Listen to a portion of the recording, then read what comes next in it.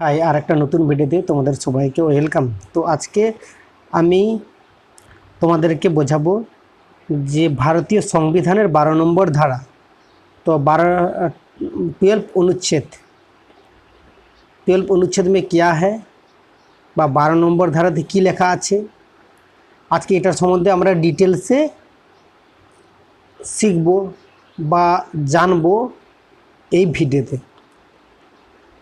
तो 12 नंबर अनुच्छेद में क्या है?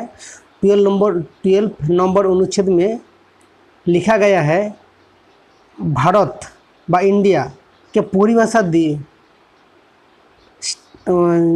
जिधर स्टेट रहेगी, स्टेट में राज्य रहेगी, central government, state government, local government, electric board, college, university, rail, airport etcetera बहुत सारी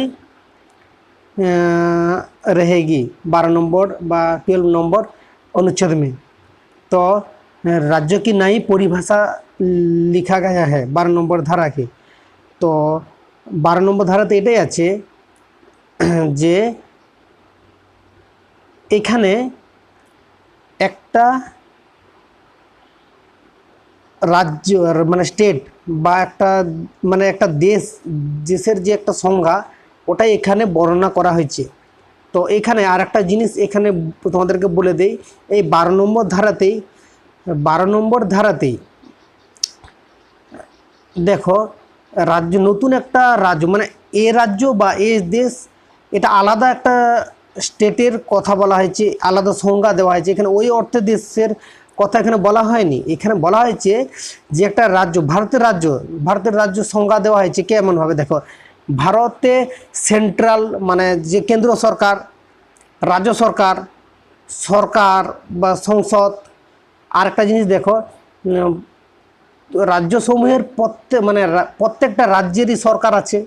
আচ্ছা, প্রত্যেকটা রাজ্যের আবার বিধানমণ্ডল আছে।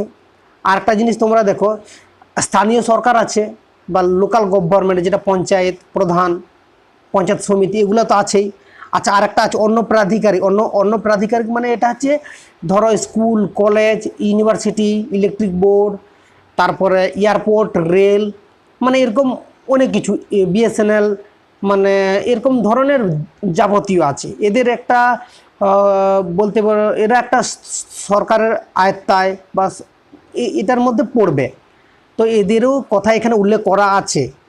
তো এখানে একটা জিনিস তোমরা দেখো, এই 12 নম্বর ধারাতে আর একটা জিনিস আছে, 12 নম্বর ধারার মধ্যে কিন্তু প্রত্যেকটা ব্যক্তি এখানে পড়বে। প্রত্যেকটা ব্যক্তি মানে কি, দেখো 12 নম্বর ধারার মধ্যে কি পড়বে, 12 নম্বর ধারার মধ্যে মৌলিক অধিকারগুলো আছে। মৌলিক অধিকারের এই 6টা মৌলিক অধিকার আছে, তো 3টে 4টে 5 6টা। তো সম্পত্তির অধিকারটা এখানে মৌলিক অধিকারের থেকে বাদ দেওয়া হয়ে গেছে আর কি। তো এইখানে দেখো 12 নম্বর ধারাতে কী আছে, 12 নম্বর ধারাতে প্রত্যেকটা ব্যক্তি যে সাম্যের অধিকার ভোগ করবে, স্বাধীনতার অধিকার ভোগ করবে, শোষণবিরোধী অধিকার ভোগ করবে, ধর্মীয় স্বাধীনতার অধিকার ভোগ করবে, শিক্ষা সংস্কৃতির অধিকার ভোগ করবে, শাসনতান্ত্রিক প্রতিবিধানের অধিকার যে ভোগ করবে, তারা এই 12 নম্বর ধারার মধ্যেই থাকবে। এরা যে ভোগ করবে, এরা তো ভোগ করবে অবশ্যই, সরকার এদেরকে কোনো বাধা দিবে না, তারা যদি সেরকম দেশদ্রোহী টাইপের কাজ না করে। একটা জিনিস তোমরা মনে রাখবে, দেশদ্রোহী টাইপের কাজ মানে কীরকম, ধরো তোমাকে তো অলরেডি সব ধরনেরই স্বাধীনতা দেওয়া আছে, অলরেডি সব ধরনের স্বাধীনতা দেওয়া আছে। তোমার কাছ থেকে কোনো স্বাধীনতা তো কেড়ে নেওয়া হয়নি, তোমার কাছ থেকে কি কোনো স্বাধীনতা কেড়ে নেওয়া হয়নি। তাহলে তুমি দেখো, যখন স্বাধীনতা তোমার কেড়ে নেওয়া হবে, তার মানে তোমাকে জেলে থাকতে হবে, আর জেলে নরকের সমান হয়ে যায়। কোনো একটা ব্যক্তি যদি জেল চলে যায়, সেখানে না তুমি ঘুরতে পাবে, না নিজের ইচ্ছামসি খেলতে পাবে, ঘুরতে পাবে, যেটা ইচ্ছা সেটা কি করতে পারবে, সেখানে একটা নরকের মতো হয়ে যায়। জেল হচ্ছে একটা আবদ্ধ হয়ে যায়, ওই জেলটাই হচ্ছে তোমার মানে তোমার যদি মৌলিক অধিকার যদি কেউ ছাড়ায় বা কেউ যদি নিয়ে নেয়, সেটা হচ্ছে যদি নেয় সেটা হচ্ছে একমাত্র দেশই পারবে বা সরকারই পারে। সরকার, সে রাজ্য সরকার হতে পারে, মানে এমনি যে মানে লোকাল গভর্নমেন্ট হতে পারে, কিংবা সেন্ট্রাল গভর্নমেন্ট হতে পারে, বা যে কোনো হতে পারে। মানে যে কোনো বলতে এয়ারপোর্টের কাছে, কিংবা রেলের কাছে, কিংবা ইলেকট্রিক বিল। দেখো একটা জিনিস দেখো, মানে এদেরকেও মানে তোমাকে যদি বেশি ক্ষমতা দিয়ে দেয়, তোমার যদি বেশি মৌলিক অধিকার আছে, এখানে তোমাদের ছ ধরনের মৌলিক অধিকারগুলো তোমাদেরকে দেখালাম। ওই অধিকারের মধ্যে ধরো একটা জিনিস, তুমি ধরো যেখানে এয়ারপোর্ট হচ্ছে, সরকার যদি মানে যেখানে এয়ারপোর্ট হচ্ছে, যারা এয়ারপোর্টের দায়িত্বে যারা আধিকারিকরা আছে, সেখানে তো তুমি ধরো ওখানে তোমার কোনো প্রপার্টি আছে, ধরো সাইডে কোনো প্রপার্টি আছে, তুমি চাইলে তো ওখানে উঁচু উঁচু বিল্ডিং তৈরি করতে পারবে, কিন্তু ওখানে কি তোমাকে সরকার তৈরি করতে দিবেনি? কেন দিবেনি? কারণ এয়ারপোর্ট মানে প্লেন যে নামবে, বড় বড় যদি বিল্ডিং তৈরি করে, তারা কোনখানে নামবে তারা তো খুঁজেই পাবে না। তো এখানে তোমাকে কি করে দেবে? এক্ষেত্রে কিছু বাধা নিষেধ তোমাকে দেবে। আর একটা এক্সাম্পল দেখো, তুমি তোমার এখনকার প্রত্যেকের বাড়িতে কারেন্টের বিল বা কারেন্টের মিটার আছে, ইলেকট্রিক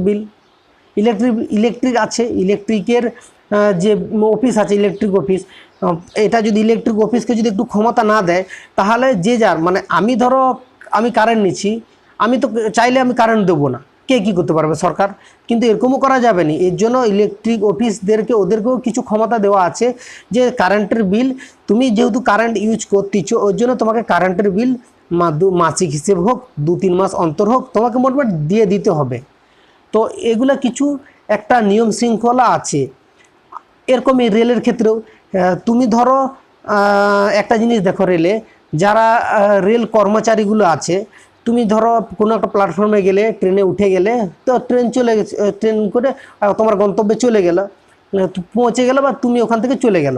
কিন্তু তুমি যেহেতু বিনা টিকিটে ভ্রমণ করতেছ, সেখানে যারা টিটি থাকলে কি তাদের একটাই কাজ, তাদের কাজ হচ্ছে যারা টিকিট, ওখানে যারা প্যাসেঞ্জার আসতেছে, যারা উঠতেছে, ওদের কাছে টিকিট আছে কিনা চেক করা।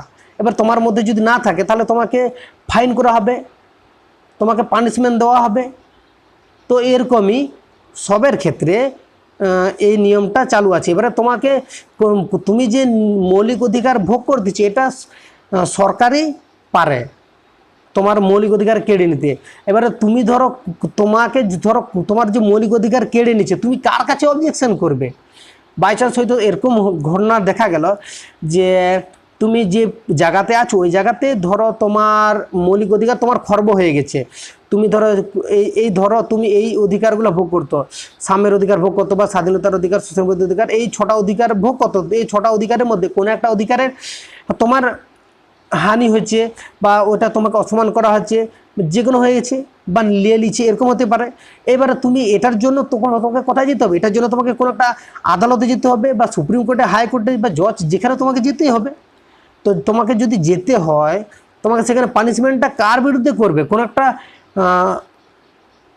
গভর্নমেন্ট, স্টেট গভর্নমেন্ট, কি আমাদের যেটা আছে রাজ্যস্তরে, বা সেন্ট্রাল, বা কার বিরুদ্ধে? বা এই যে এখানে যেগুলো আছে, কলেজ, বিশ্ববিদ্যালয়, ইলেকট্রিসিটি, রেল, কাদের বিরুদ্ধে? স্কুল কলেজ, কাদের বিরুদ্ধে তুমি অভিযোগটা দিবে? তো এটা সম্বন্ধে তোমাকে জানতে হবে। তো কে তোমার মৌলিক অধিকারটা তোমার নিয়ে নিচ্ছে? যে নিয়ে নিচ্ছে তার বিরুদ্ধে তো তুমি তো অবজেকশন করবে না।